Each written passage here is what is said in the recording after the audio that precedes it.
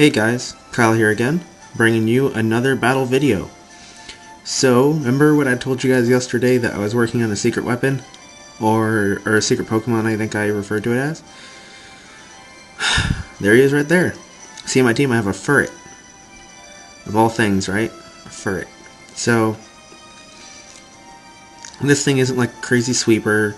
It's not gonna set up like, like a stockpile minimize baton pass kind of thing. It does get baton pass, and I did try a short time to make it a baton pass kind of trick thing, but it didn't really have any good moves. It had defense curl and like double team and hone claws and things that were kind of interesting, but as a baton pass it, as a baton pass it, yeah, that's a thing. As a baton passer, it wasn't that good. So I ended up making it like a super stat-based support, I guess is the thing. It's just meant to not control the enemy team, but to, what is the word? To hinder them? To interrupt? I can't remember the word, but it's meant to mess up the enemy team and keep them on their toes. There's going to be some camera shaking for a little bit. Let me go ahead and start the match. You can see what I'm talking about.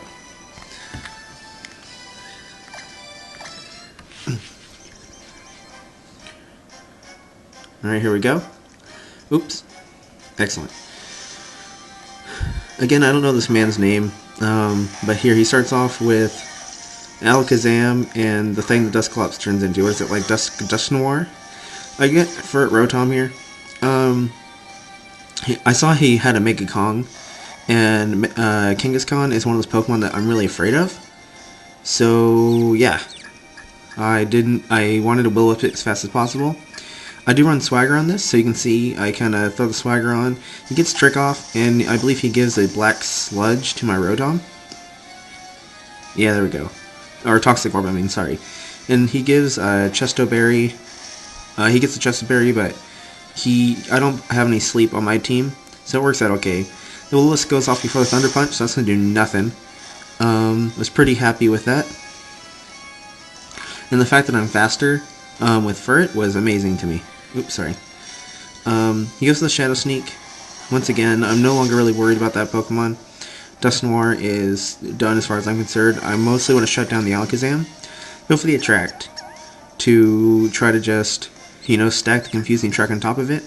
It's super good, because it's like, if he doesn't hit himself, he's probably going to be immobilized by Love, and vice versa. I might have, I probably should have focused down the Alakazam, but with having both of those hindrances on him, that's what I was thinking of earlier, hinder the enemy team. Having both of the hindering abilities on him, I wasn't too worried about him. And he hadn't Mega Jet, so I figured he probably wasn't going to. And here we go. I think he hits himself again. I was really happy with what I was getting down on him. Go for the Hydro Pump, and then after this I realized that he's probably going to go down to Burn, so I no longer cared, and he gets immobilized here. So there we go. He's no longer an issue. He's going down right now. That Toxic on Rotom, though, sucks. I could rest it off, but I don't have my Chesto Berry. So I figure as long as I get the Will-O-Wisp off on Kangaskhan, I'm in a good position. And here comes the Kangaskhan. And now I actually believe I do a misclick here, if I believe. I go to Will-O-Wisp to Kangaskhan, and I accidentally also Toxic it. Yeah, there we go. So I get the Toxic on mega-Kangaskhan instead of the Will-O-Wisp. And then my Will-O-Wisp is going to fail because of not having, because he's already Toxic now. He gets immobilized, Power Punch comes on. As you're going to see here, Furret is actually pretty good, defense-wise. So, there we go. Now, for those of you that are wondering what actual stats and spreads I have on Furret, I will show you those in the next Meet My Pokemon. I'm going to do Furret's video. Poison damage coming down. The Toxic on Kangaskhan is actually going to end up, I almost feel, winning me the match. The Confusion ran out, so I went ahead and re-swaggered Alakazam. I want to keep him locked down as much as possible. I'm not too afraid of him at this point, but I think he actually gets a trick off here and steals my leftovers. Yeah, there we go. So he steals my leftovers and he gives me the Chesto Berry. So he wins out in the end with that. He's going to be getting some HP back, which sucks because I was hoping he's going to get low. I believe I'm going to finally go down. Yeah, there we go. He got the crit. And that is Furret down.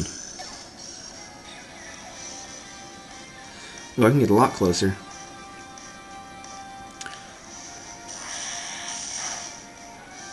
There we go.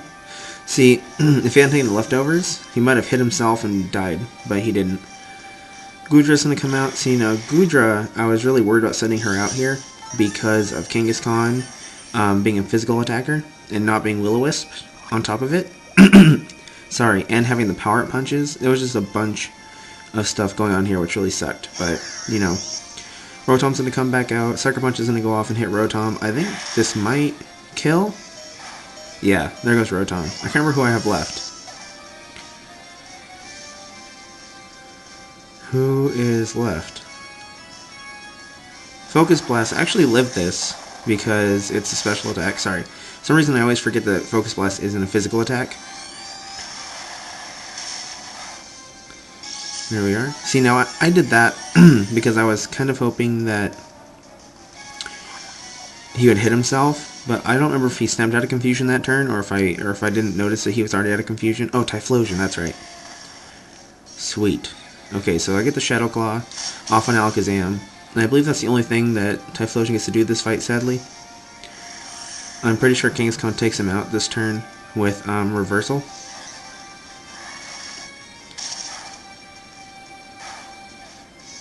Yeah, sadly that was Oko. Does it count as Oko? I think it counts as an Oko. Dragon Pulse, plus a toxic damage to finish off mega-kangaskhan this match, or this turn. Without even the poison, so there it goes. And then comes Moltres. So when I saw this, I realized I had the match, so there was no way. As you guys know, I run the T-Bolt on Gudra. And even that was a crit. And that was still probably like a 5-hit KO. And there we go. So all I do is hit one more. That was a crit. But it wouldn't have mattered. Because even if I hadn't done that, I get a flinch here. Oh well. Because even if they hadn't, even if it hadn't been a crit, it would have taken like about 50% of her HP. So she would have went down either way. And there we go. This is a quick match. I wanted to show you guys how my Furret strategy works. I did a few matches with it. I did a few matches with her, but the strategy does rely heavily on my opponent using male Pokemon. So I got really lucky with that double male lead.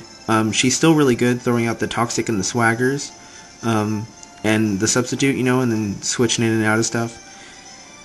But the Attract is definitely a very situational move. But people do seem to have primarily male teams. I don't know if that's just because, you know, Pokemon are more commonly male, or if it's just a chance, just something I noticed. But there you go.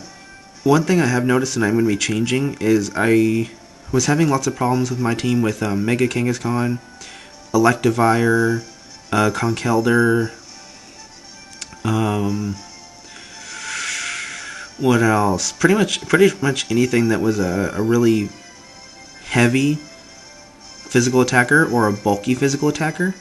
I was having lots of problems with killing things that were physically defensive, and taking hits from physically powerful things. And I realized that looking at my 6 Pokemon, that other than Klefki, I don't really have anything that can take physical hits.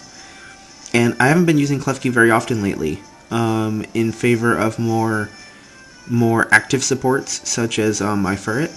So I'm going to be breeding one yet. I'm not sure, maybe a Mandibuzz, maybe a Ferrothorn. I always like to look for Pokemon that aren't so common, but I do like both of them, so there's a chance I'll use them. Just because, you know, at least I'll know they're a good wall, so I can start with one while I start to feel how to play it. And that is about it. Again, Furret will be the next Meet My Pokemon. So if you are curious what I've actually run and spread on it and everything, that will be coming out tomorrow. I'm not going to be recording it tonight because I'm going to be working here pretty soon. And that is about it. So far, we're doing pretty good. It seems like when I have a decent match, I end up winning. But when I get completely outplayed, like by predictions, like the first two I send out are super predicted, I usually lose. That's why we haven't seen any losses yet, just because the losses that I've been receiving. Not that I haven't been losing a lot of matches. I definitely have been losing more than I've been winning lately. I've done 23 matches in total now, though. 23 matches.